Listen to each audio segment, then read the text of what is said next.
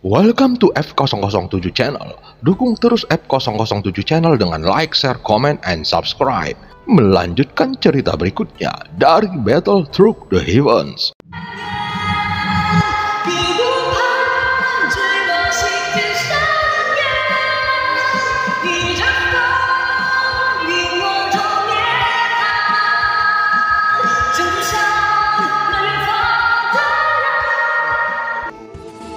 Selamat beraktivitas dan terima kasih atas dukungannya selama ini. Semoga semua sobat F007 selalu diberikan kesehatan dan rezeki yang berlimpah. Amin ya robbal alamin.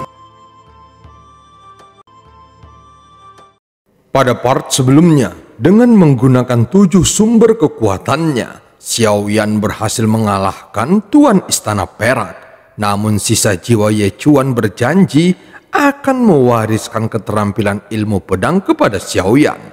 Dan di tempat yang lain, ada seseorang yang selalu mengamati pertempuran antara Xiaoyan dengan Ye Chuan. Orang ini tidak sesederhana yang terlihat di permukaan dan tidak boleh gegabah menghadapinya. Pada saat ini, sosok itu kemudian berdiri di depan singgasana dan berbicara dengan serius.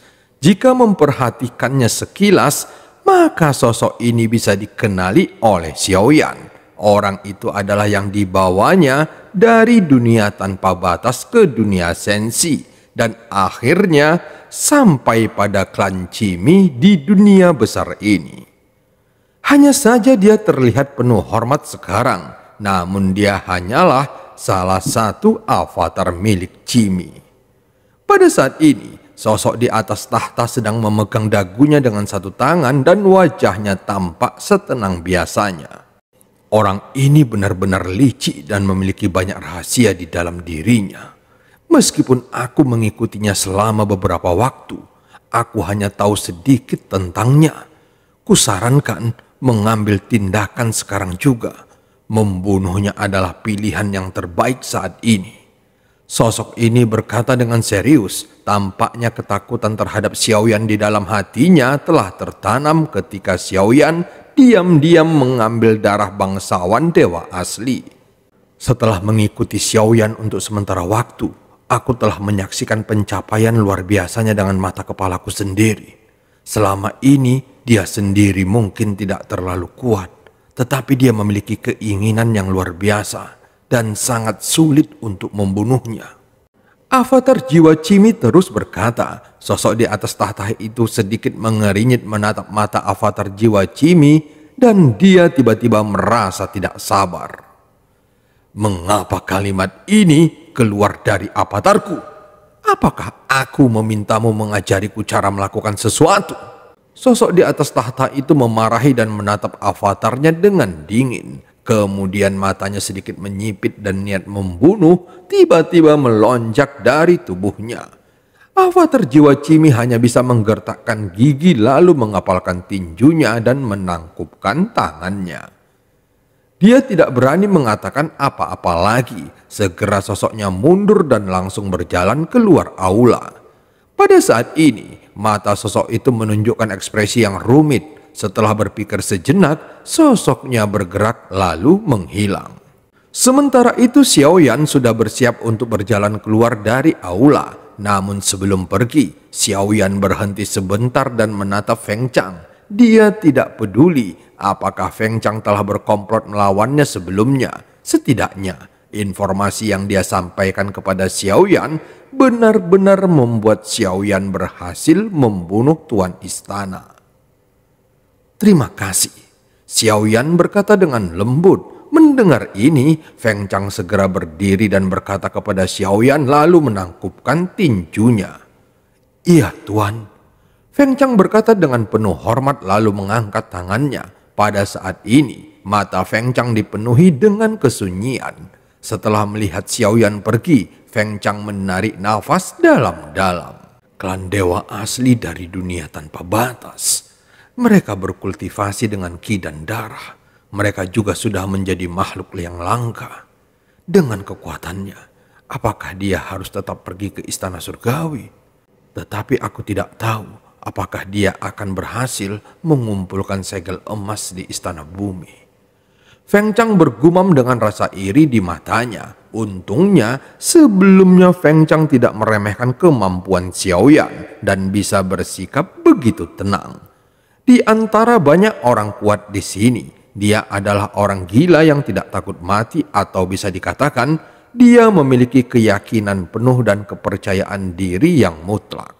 Feng Chang tidak takut sama sekali saat melihat Xiaoyan yang duduk dengan tenang sebelumnya. Dia sudah menebak bahwa Xiaoyan pasti termasuk yang terkuat dan penuh percaya diri. Saat berikutnya, Feng Chang mendatangi mayat tuan istana dan melihat kondisi tubuhnya yang tersusuk di dada dan kepalanya telah diinjak-injak hingga hancur berkeping-keping. Pembunuhan itu sangat menentukan, namun yang membuat Feng Chang merasa ketakutan adalah tindakan yang begitu barbar dari Xiaoyan. Dia mampu membunuh tuan istana, namun Xiaoyan tidak memandang rendah yang lain. Tentu saja kalimat ucapan terima kasih ini sesuatu yang tidak akan dilakukan oleh banyak orang kuat, dan orang kuat yang melakukan itu patut untuk dihormati. Kemudian Feng Chang menutup pintu aula, lalu duduk bersila dan menunggu tuan istana perak bangkit kembali. Sepertinya dia sudah mendapatkan sesuatu sebelum pergi. Namun setauku, selain segel emas, seharusnya tidak ada berkah lain yang tersembunyi. Feng Chang bergumam di dalam hatinya dan ekspresi wajahnya tampak sedang memikirkan sesuatu. Setelah meninggalkan istana perak, Xiaoyan tidak terburu-buru pergi ke aula berikutnya. Xiaoyan mengarahkan pandangannya melihat ke arah puncak gunung dan yang lainnya juga mengikuti pandangan Xiaoyan. Setelah diam sesaat, mereka berempat segera menuju ke tempat terpencil ini. Saat tiba di wilayah gunung, Xiaoyan memperhatikan sekitarnya dan menemukan sebuah pintu goa, lalu bergegas memasukinya. Zhonggu dan yang lainnya menyadari bahwa Xiaoyan akan melakukan sesuatu, sehingga mereka semua memutuskan hanya menunggu dan berjaga di luar goa. Untuk mengurangi tekanan dan melindungi diri, mereka segera membuat formasi dengan lambaian dari tangan mereka. Sementara itu suasana di dalam goa cukup sunyi. Kemudian Xiaoyan mengeluarkan pedang patah dari dalam cincin penyimpanannya dan kekuatan jiwanya mengalir ke dalam pedang yang patah. Pada saat ini, seluruh kesadaran Xiaoyan ditarik ke dalamnya dan sosok yang dibunuh oleh Xiaoyan sebelumnya muncul di dalamnya.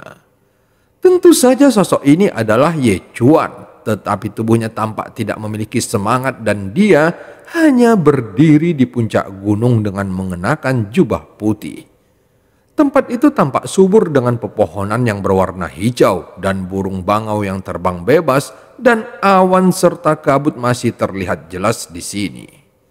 Jika melihat di antara puncak gunung, maka itu tampak seperti negeri dongeng. Xiaoyan sudah lama tidak melihat pemandangan seperti ini dan dia tiba-tiba merasakan ketenangan di dalam hatinya.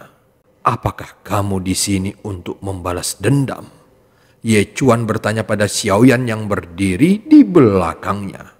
Benar, Xiaoyan menjawab secara langsung dan jujur. Ye Chuan sedikit terkejut ketika mendengar ini dan memandang Xiaoyan dengan bingung. Kamu bukan dari klan dewa asli.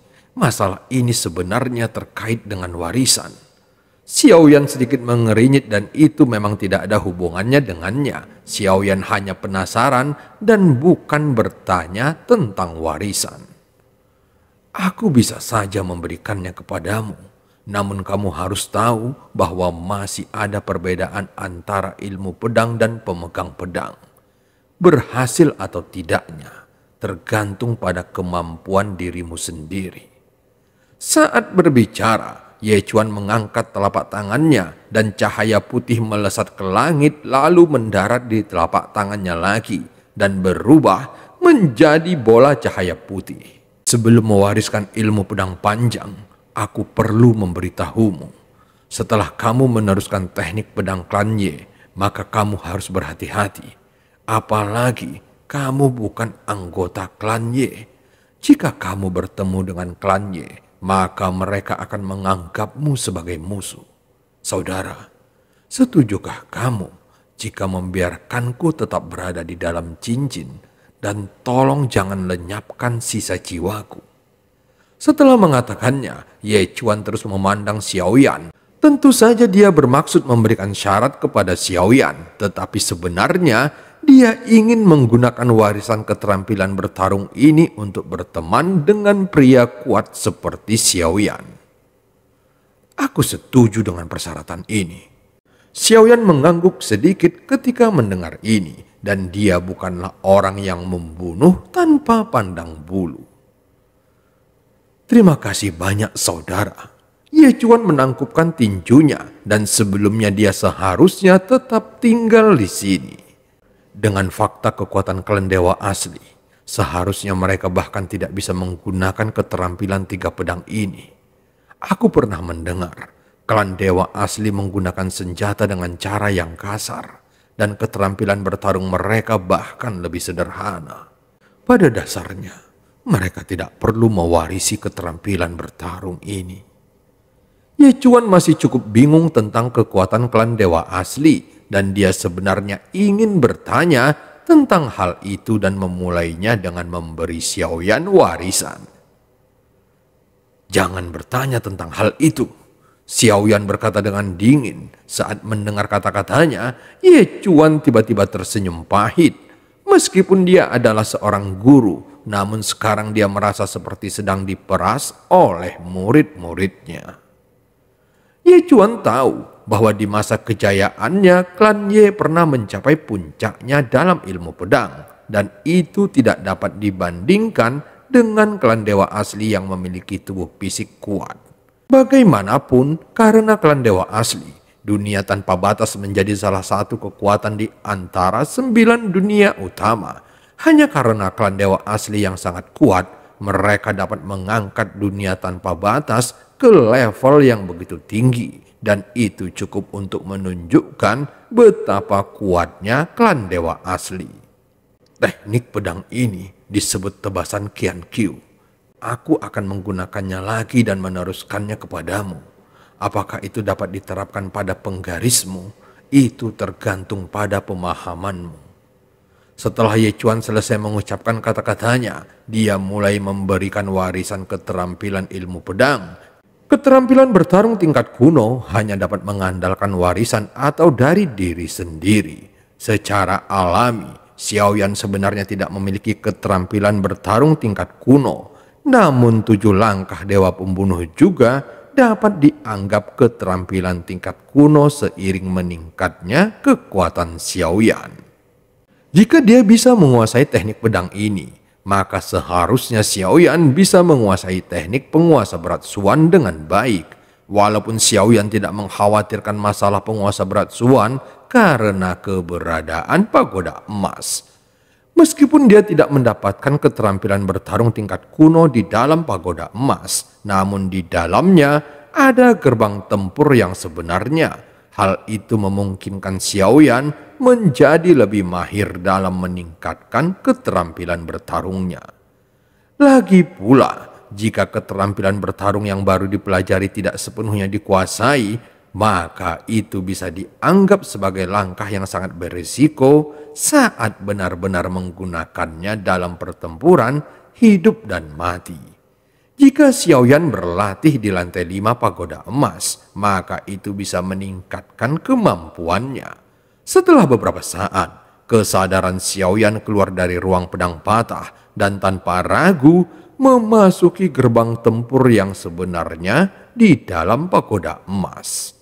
Melihat Xiaoyan yang keluar dari pedang patah, Ye Chuan hanya menghela nafas panjang. Menurutku dia tidak bisa memahami dengan jelas perbedaan sebenarnya antara pedang dan penggaris itu. Meskipun keduanya serupa, namun faktanya ini adalah konsepsi artistik yang berbeda. Yang terpenting dalam konstruksi bukanlah suatu benda yang kuat. Jika dia bertumpu pada kekuatan dewa asli, maka aku yakin kemungkinan keberhasilannya akan sangat rendah. Dan cerita pun berakhir. Sampai ketemu di part selanjutnya.